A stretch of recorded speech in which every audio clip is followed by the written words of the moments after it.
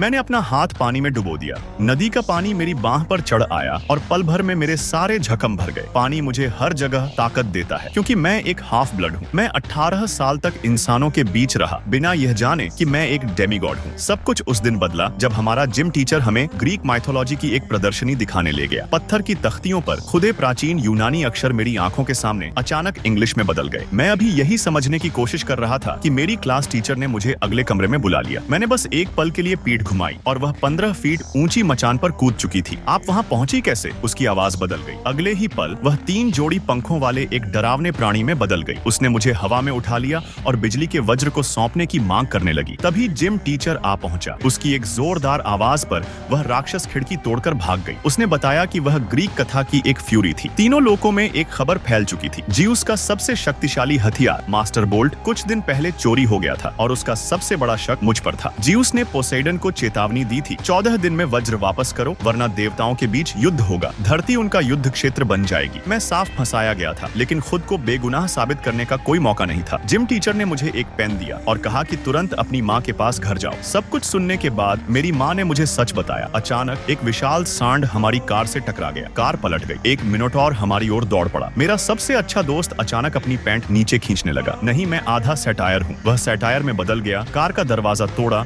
और हमें जंगल की तरफ ले गया। लेकिन इंसान उस शरण स्थली में दाखिल नहीं हो सकते। गुस्से में मैंने वह पेन निकाला। वह एक तलवार में बदल गया। एक भयानक लड़ाई के बाद मैंने मिनोटॉर को मार गिराया और फिर बेहोश हो गया। मुझे होश 3 दिन बाद आया। मैं शरण स्थली के अंदर था और जिम टीचर, वह असल में एक सेंटोर निकला। उसने कहा कि कुछ दिन यहीं आराम करो, फिर खुद ज्यूस से मिलकर सच्चाई सामने रखना। लेकिन मुश्किलें इतनी आसानी से खत्म होने वाली नहीं थीं।